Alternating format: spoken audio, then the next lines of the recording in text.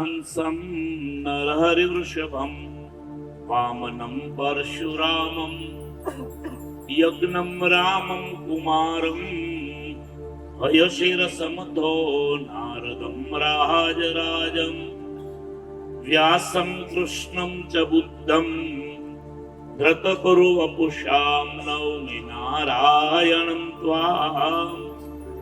इष्टदेव परब्रह्म परमात्मा भगवान श्री हरि આજના સમસ્ત ગુજરાતી બ્રહ્મ સમાજ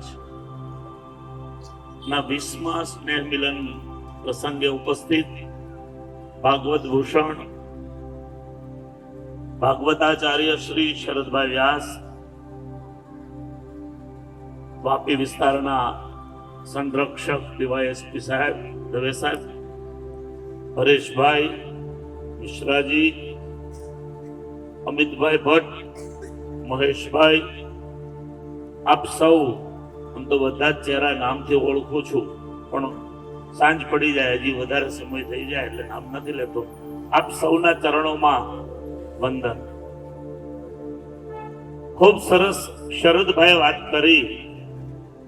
શાસ્ત્રોમાં અગ્રે અગ્રે વિપ્રા, બ્રાહ્મણો વર્ણાનામ ગુરુ, આવાથી અનેક ઉપાધિઓ બ્રાહ્મણો માટે બનાવી છે. બ્રહ્મ થવા માટે દરેક વ્યક્તિ, ઇવન ઈશ્વરના અવતારોએ પણ સાધના કરવી, તપ કરવું.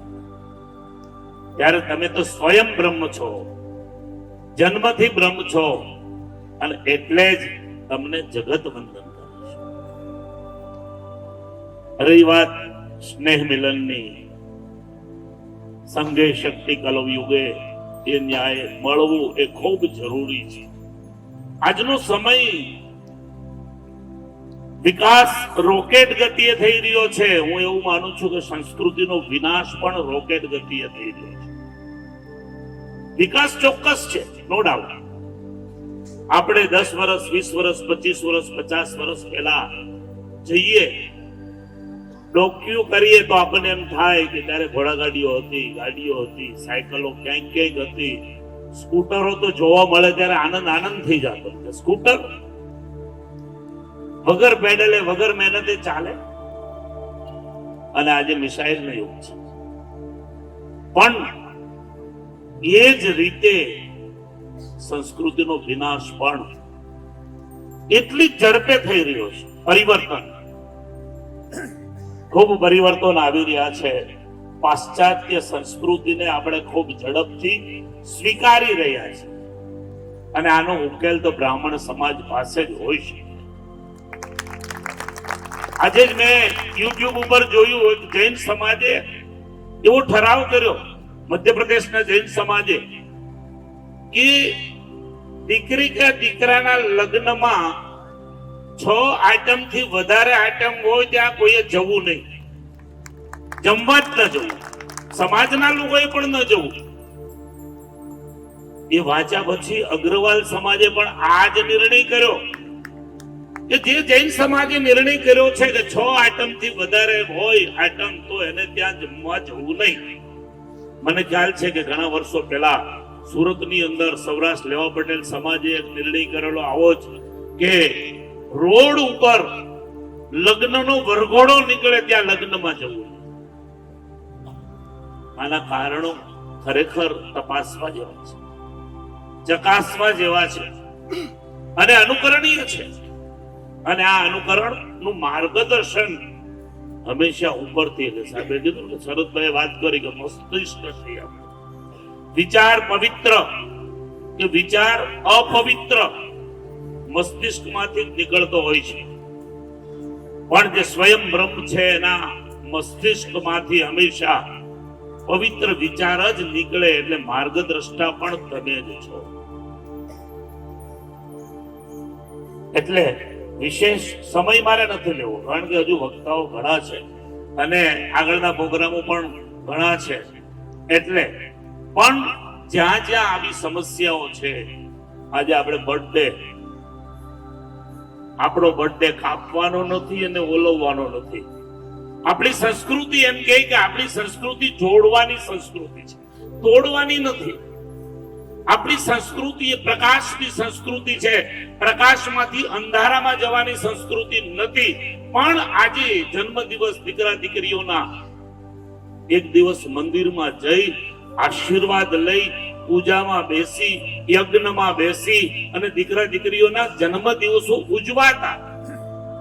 પછીની પરંપરા આવી એના પછી કે ક્યાંક વૃદ્ધાશ્રમ હોય, ક્યાંક નાના બાળકો ભણતા હોય, ક્યાંક ગરીબ બાળકોની શિક્ષાનું વિદ્યા મંદિર હોય, કોઈ સાધુ સંતનો આશ્રમ હોય, કોઈ ભૂદેવનો આશ્રમ હોય, ત્યાં જઈને આપણા બાળકને જન્મદિવસ ઉજવવો કે એના જીવનમાં એવા આશીર્વાદ પ્રાપ્ત થાય કે એનો સર્વાંગી વિકાસ થાય, એ નિર્વ્યસની જીવન જીવે, એ માતૃ પિતૃ ભક્ત બને, એ આદર્શ રાષ્ટ્ર ભક્ત બને. આની જરૂરિયાત બહુ છે. દરેકની ઈચ્છા પણ એવી છે કે મારો દીકરો આદર્શ બને, જ્યારે હું વૃદ્ધ બનું ત્યારે એ મારી લાકડી બને, એ મારા ઓશિકે બેઠો હોય જ્યારે હું બીમાર હોઉં ત્યારે. પણ ઘણા બધા અંશે એ સંકલ્પો જ રહે છે. એટલા માટે મારે કહેવું છે કે સમાજ જ્યાં પણ આડે રસ્તે જતો હોય ત્યાં એને રોકી શકવાની તાકાત કેવળ ને કેવળ બ્રાહ્મણો પાસે હોય છે. આપણું બહુ મોટું સંગઠન છે, વારંવાર મળીએ છીએ. શરદભાઈ વર્ષમાં 2 થી 3 વાર મળીએ છીએ. બ્લડ ડોનેશન કેમ્પ હોય, બળેવનો જનોઈ બદલવાનો દિવસ હોય, દિવસમાં વર્ષમાં 3 થી 4 વાર તો મિનિમમ મળતા હશું આપણે. દરેકે આ જ નિર્ણય કરવાની જરૂર છે કે જ્યાં બધી છે, જ્યાં અંધકાર છે, જ્યાં અજ્ઞાનતા છે, એને આપણે દૂર કરવા માટે નિમિત્ત કેટલા બની શકે. આ ખૂબ જરૂરી છે મિત્રો. નિમિત્ત બનવું એ બી ઈશ્વરની કૃપા હોય, પણ મનુષ્યત્ન ઈશ્વર કૃપા શાસ્ત્રોમાં લખ્યું છે. માણસ જો સફળ પ્રયત્ન કરે, સારા પ્રયત્નો કરે, તો એમાં ઈશ્વરની કૃપા ભળે અને ભળે. અને જ્યારે મનુષ્યત્ન અને ઈશ્વર કૃપા થાય ત્યારે સફળતા મળે અને મળે. એટલે આપણે બધાએ સાથે મળીને ક્યારેક આવા પણ વિચારો, આદાન પ્રદાન વિચારોનું પણ થવું જોઈએ. આવી મીટિંગો પણ થવી જોઈએ. નવા સંગઠનો આજે રાષ્ટ્રના વિકાસ માટે ઘણા બધા થઈ રહ્યા છે. તો આવા સારા સંગઠનોની અંદર જેમાં રાષ્ટ્ર ભક્તિ હોય, જેમાં માનવતા હોય, જેમાં ગરીબો પ્રત્યેની દયા ભાવના હોય, જેમાં આધ્યાત્મિકતા હોય, આવા સંગઠનો સાથે જોડાય અને એને પણ આપણે બળ આપવાનું, એને પણ વિચાર આપવાનું, એને પણ માર્ગદર્શન આપવાનું કાર્ય કરીએ તો હું માનું છું કે આ જે વિકાસ છે એ વિકાસ જ રહે, પણ એની પાછળનો જે વિનાશ છે એ ચોક્કસ દૂર થાય. એના માટે ભગવાન સૌને ખૂબ સારી શક્તિ આપે. વારંવાર આપણે આ રીતે મળતા રહીએ એ ભાવનાઓ સાથે આજે પ્રમુખ શ્રીને ખૂબ અભિનંદન આપું છું. સૌ ભૂદેવોના ચરણોમાં વંદન કરું છું અને આપણને ઈશ્વર ખૂબ સારી શક્તિ આપે, દરેકનું સ્વાસ્થ્ય ઈશ્વર ખૂબ સારું રાખે, એ ભાવના સાથે સૌને જય શ્રી કૃષ્ણ.